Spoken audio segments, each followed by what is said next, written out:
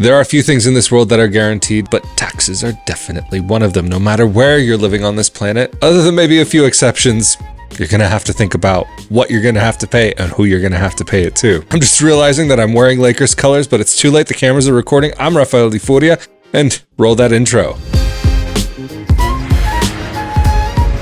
I should probably take a much closer look at that next time. But anyway, taxes. Finding an accountant. This is going to be an episode where I'm not specifically speaking about one country or another and how to find only this one perfect person to help you with their services in that particular place, but I may mention things here and there with my personal experiences. And after almost 17 years outside of the US, I can say in the different countries that I've lived in, I've had some wonderful experiences and I've had some nightmares. And in this episode, I really want to go over some of the things that I look for personally when trying to find a professional who can help you through being able to make sure that you're all taken care of. And for those of you who are watching this episode as maybe someone who's a dual citizen or interested in potentially becoming a dual citizen, I'm not going to be talking about how to do things in the US, but some of these things will also still apply to finding someone who can help you in that part of the world. While it could be possible to find a one-stop shop to help you with taxes in both your home country as well as the country that you're dealing with, for example, if you're from the US but you're living in, Germany,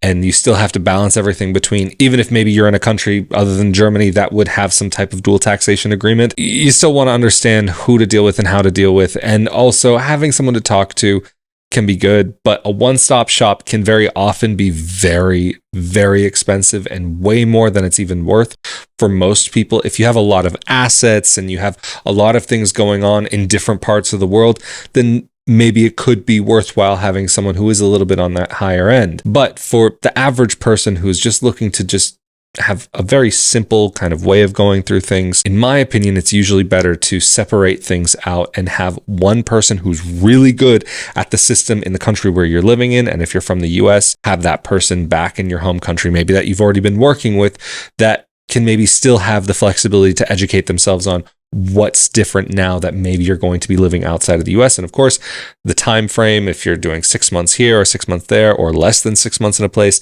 that could also affect who has to be paid and where that has to be paid. But of course, one of the first things that you have to do is your research and to see what other people are saying, see who's popular, see who's unpopular, and find out maybe not just from the expat bubbles of who's being most commonly used. In my experience, generally speaking, there are many exceptions to this, but a lot of the tax experts who are focused on expats or people from abroad coming into the country have a tendency to charge higher prices. I'm not going to say that's always going to be the case, but I personally look for somebody or a firm that caters to the local community, especially somebody who has their own business.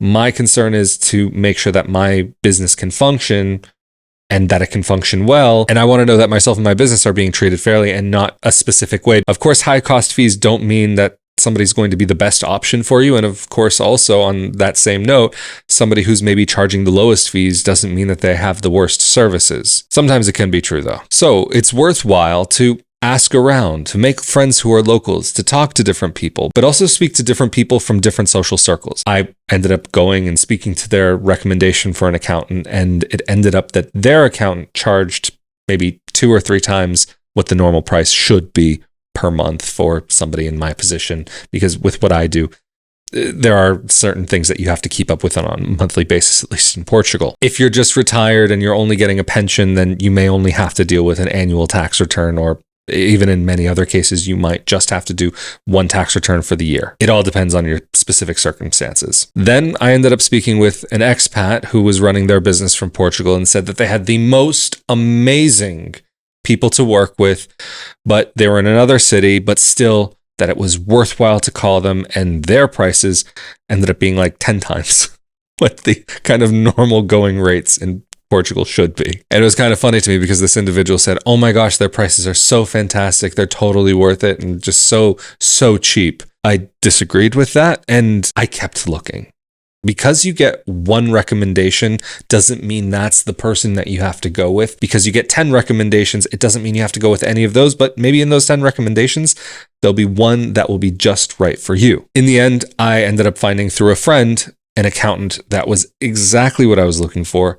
Extremely fair prices, not so cheap, but very fair, very responsible, and on top, around the corner from my apartment. Not that I have to go to speak with my accountant so often, but it can be really nice to be able to have an in-person, face-to-face connection with somebody who's going to be helping you through these things. Is it necessary? No, but I do actually look for that in an accountant, that they're willing to have an in-person meeting so that you can see that they're a real person. They can see you're a real person. And also on sometimes video calls, it can be difficult to gauge body language or if the person comes off a certain way that you're uncomfortable with. So this leads me into certain specifics that I actually look for in the interactions specifically with an accountant. Of course, first thing I look for is someone ideally who can speak English.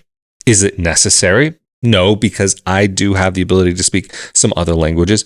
But with something that is so complicated, I do have a strong preference for somebody who has at least kind of basic communication skills in English. If we mix languages, that's fine. And yes, I've said in many episodes, learn the language of your country. But if you're paying for a service, find a service that suits you. If you are paying somebody to do a job, for example, an accountant, you want to make sure that they're qualified not just to do their own job, but to actually go through everything to be able to carry out the services with you.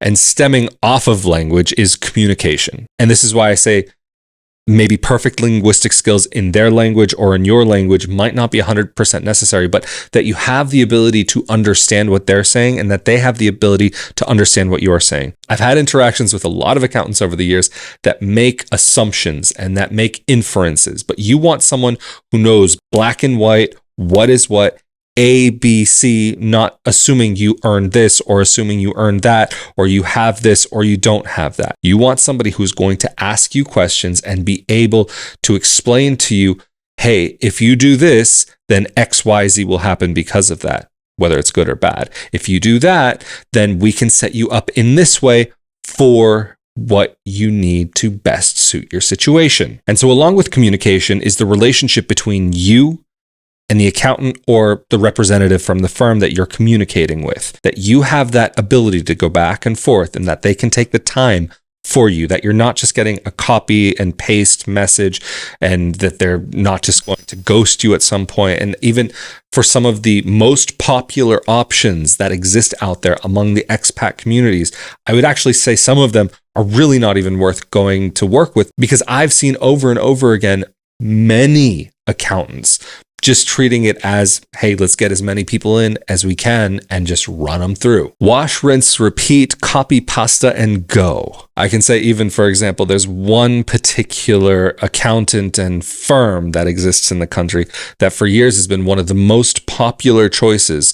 And I was curious to see if they might actually be worthwhile to work with, and sent over an email, sent details, and shared my situation and what I'm looking for and wanting to know how they work and just a general kind of initial inquiry. Immediately, I received an email that was very clearly copied and pasted. This was before the times of ChatGPT, so it was not an AI written message, but maybe on the same level of personability, there was a copied and pasted message that addressed nothing that I said in my email, and even in fact offered services that I specifically said I wasn't interested in.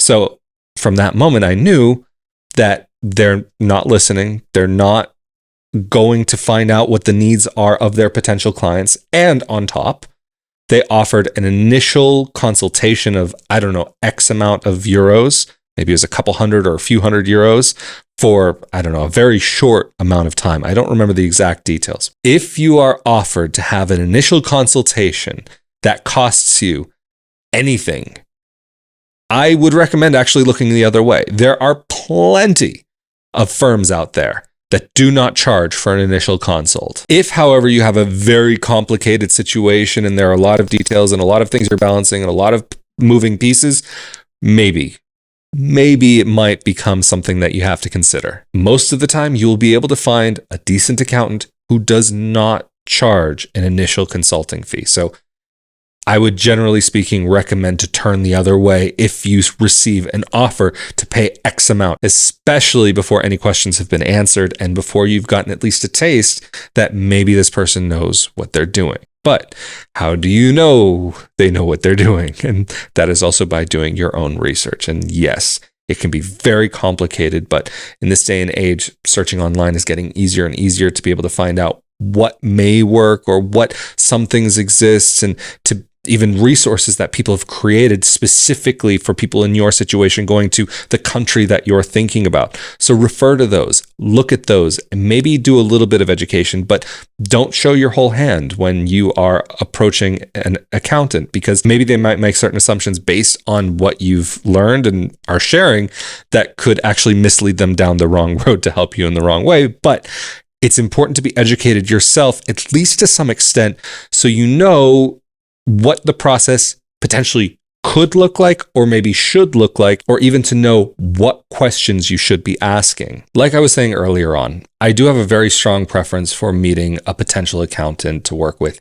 in person. That's not always going to be possible, not always going to be the case, but I generally try to look in my area first. And if nothing really seems that it will be realistic, then I expand from there. And sometimes you might end up finding somebody who's maybe on the opposite side of the country from where you live, and they might just happen to be perfect for what your needs are. And yes, I have had a couple of accountants over the years that I've actually never met in person. And yes, it is putting a lot of trust into one individual, but sometimes that might be your only choice. But definitely, if anything strikes you as off, if something even minor seems a little funky, do not be embarrassed. Do not feel afraid to move to another accountant, but you want to make sure that if you do, that you do things right, and speak to another accountant before you move away from your current accountant, depending on what country you're in, depending on how you're set up, depending on how things go overall.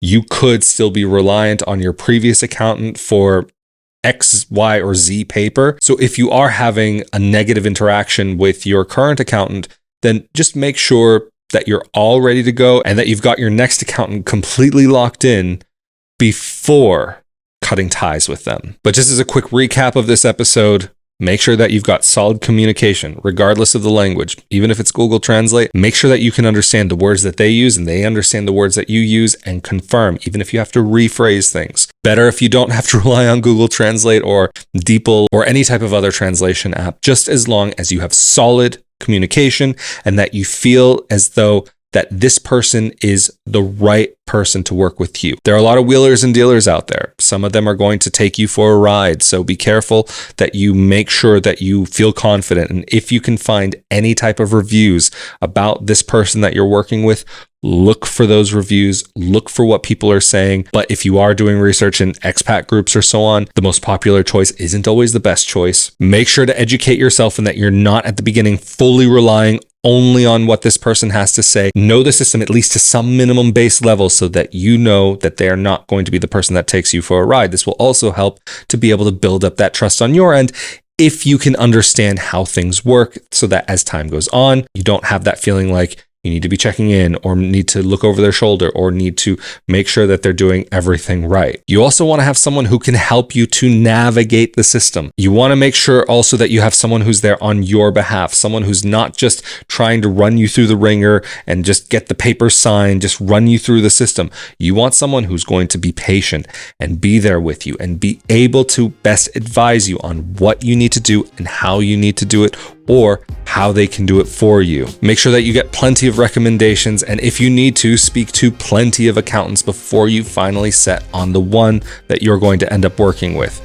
And hey, you can always change in the future if you see that something is not going to be working out for you. But anyway, I'm Rafael de Furia for another episode of Not Your Average Globetrotter. Thank you all so much for joining me for this episode. Of course, a huge thank you to those of you who help to make these episodes possible on a monthly basis through rafaeldefuria.com/Patreon or patreon.com/RafaelDeFuria. And a huge thank you to those of you who help through the super thanks button here on YouTube, as well as rafaeldefuria.com/support, as well as thank you to those of you who share your thoughts down in the comment section below here on YouTube, as well as to those of you who share these episodes with your friends and hit the like button on the episodes. Of course, I'm Rafael de Furia. Stay safe and healthy out there, and I will see you all next time. Later.